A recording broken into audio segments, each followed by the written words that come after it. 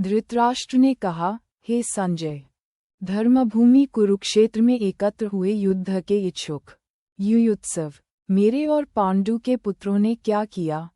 संजय ने कहा, पांडव सैन्य की व्यूह रचना देखकर राजा दुर्योधन ने आचार्य द्रोण के पास जाकर ये वचन कहे, हे आचार्य, आपके बुद्धिमान शिष्य द्रुपदपुत्र धृष्टद्युम्न द्वारा व्यूहाकार खड़ी की गई पांडु पुत्रों की इस महती सेना को देखिए।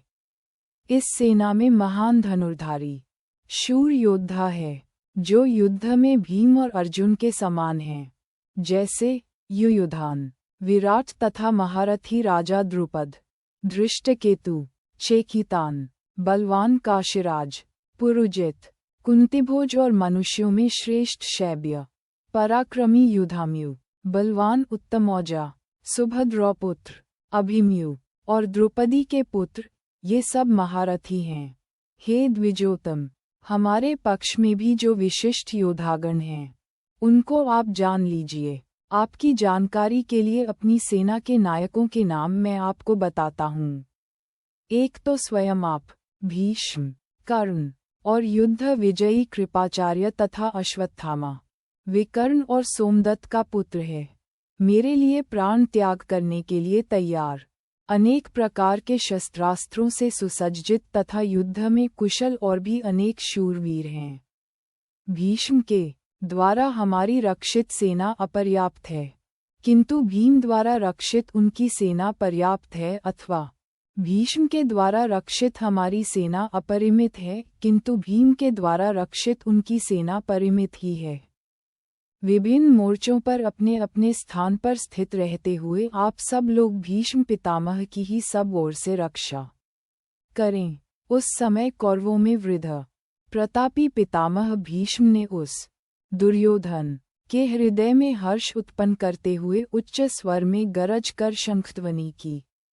तत्पश्चात शंख, नगरे, ढोल व श्रृंगी आदि वाद्य एक साथ ही बज उठे, जिनका बड़ा भयंकर शब्द हुआ।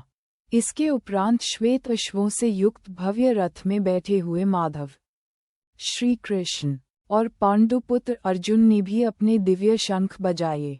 भगवान ऋषिकेश ने पांचजन्य, धनंजय, अर्जुन ने देवदत्त तथा भयंकर कर्म करने वाले भीम ने पौंडु नामक महाशंख बजाया। कुंतीपुत्र राजा युधिष्ठिर ने अनंत विजय नामक शंख और नकुल व सहदेव ने क्रमशः सुघोष और मणिपुष्पक नामक शंख बजाए। श्रेष्ठ धनुष वाले काशीराज, महारथी शिखंडी, धृष्टद्युम्न, राजा विराट और अजेय सात्यकी, हे राजन, राजा द्रुपद, द्रौपदी के पुत्र और महाबाहु सौभद्र, अभिमन्यु, इन सब ने अलग अलग शंख बजाए। वह भयंकर घोष आकाश और पृथ्वी पर गूंजने लगा और उसने धृतराष्ट्र के पुत्रों के हृदय विदीर्ण कर दिए। हे महीपते, इस प्रकार जब युद्ध प्रारंभ होने वाला ही था कि कपिध्वज अर्जुन ने धृतराष्ट्र के पुत्रों को स्थित देखकर धनुष उठाकर भगवान ऋषिकेश से ये शब्द कहे। अर्जुन ने कहा, हे अच्युत, मेरे रथ को दोनों सेनाओं के मध्य खड़ा कीजिए, जिससे मैं युद्ध की इच्छा से खड़े इन लोगों का निरीक्षण कर सकूं कि इस युद्ध में मुझे किनके साथ युद्ध करना है। दुर्बुद्धि धृतराष्ट्र, दुर्योधन का युद्ध में प्रिय चाहने वाले जो ये राजा लोग यहाँ एकत्र हुए हैं, उन युद्ध करने वालों को मैं देखूंगा। संजय ने कहा, हे भारत, धृतराष्ट्र, अर्जुन के इस प्रकार कहने पर भगवान ऋषिकेश ने दोनों सेनाओं के मध्य उत्तम रथ को खड़ा करके भीष्म, द्रोण तथा पृथ्वी के समस्त शासकों के समक्ष उन्होंने कहा, हे पार्थ, यहाँ एकत्र हुए कौरवों को देखो। वहाँ अर्जुन ने उन दोनों सेनाओं में खड़े पिता के भाइयों, पितामहों, आचार्यों, मामों, भाइयों, पुत्रों, पौत्रों, मित्रों, श्वसुरों और सुहृदों को भी देखा। इस प्रकार उन सब बंधु बांधवों को खड़े देखकर कुंती पुत्र अर्जुन का मन करुणा से भर गया और विषादयुक्त होकर उसने ये कहा। 1.28 1.29 अर्जुन ने कहा, हे कृष्ण, युद्ध की इच्छा रखकर उपस्थित हुए इन स्वजनों को देखकर मेरे अंग शिथिल हुए जाते हैं।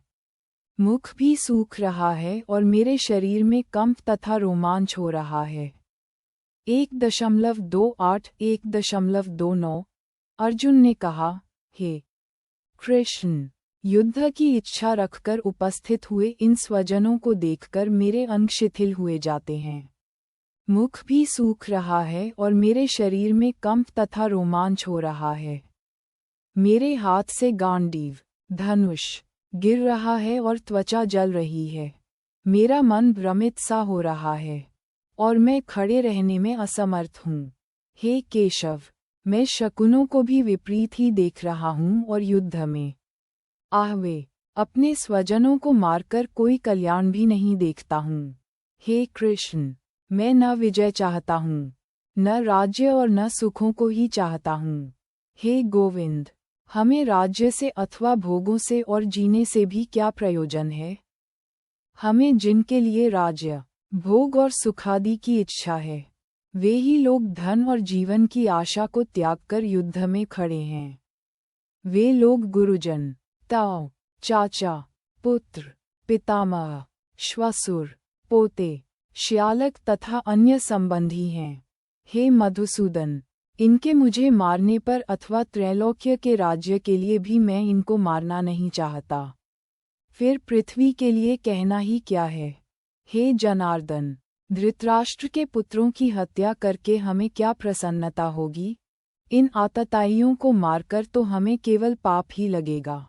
हे माधव, इसलिए अपने बांधव धृतराष्ट्र के पुत्रों को मारना हमारे लिए योग्य नहीं है, क्योंकि स्वजनों को मारकर हम कैसे सुखी होंगे? यद्यपि लोभ से भ्रष्टचित हुए ये लोग कुलनाशकृत दोष और मित्रद्रोह में पाप नहीं देखते हैं, परंतु हे जनार्दन, कुलक्षय से होने वाले दोष को जानने वाले हम लोगों को इस पाप से विरत होने के लिए क्यों नहीं सोचना चाहिए? कुल के नष्ट होने से सनातन धर्म नष्ट हो जाते हैं। धर्म नष्ट होने पर संपूर्ण कुल को अधर्म, पाप दबा लेता है। हे कृष्ण, पाप के अधिक बढ़ जाने से कुल की स्त्रियां दूषित हो जाती हैं। और हे वार्ष्णेय, स्त्रियों के दूषित होने पर वर्णसंकर उत्पन्न होता है। वह वर्णसंकर कुलघातियों को और कुल को नरक में ले जाने का कारण बनता है। पिंड और जलदान की क्रिया से वंचित इनके पितर भी नरक में गिर जाते हैं। इन वर्णसंकर कारक दोषों से, कुलघाती दोषों से सनातन कुलधर्म और जातिधर्म नष्ट हो जाते हैं। हे जनार्दन, हमने सुना है कि जिनके यहाँ कुल धर्म नष्ट हो जाता है, उन मनुष्यों का अनियत काल तक नरक में वास होता है। अहो, शोक है कि हम लोग बड़ा भारी पाप करने का निश्चय कर बैठे हैं, जो कि इस राज्य सुख के लोभ से अपने कुटुंब का नाश करने के लिए तैयार हो गए हैं। यदि मुझ शस्त्र रहित और प्रतिकार न करने वाले को ये शस्त्रधारी कौरव रण में मारें, तो भी वह मेरे लिए कल्याणकारक होगा। संजय ने कहा, रणभूमि संख्ये में शोक से उद्विग्न मन वाला अर्जुन इस प्रकार कहकर बाण सहित धनुष को त्याग कर रथ के पिछले भाग में बैठ गया।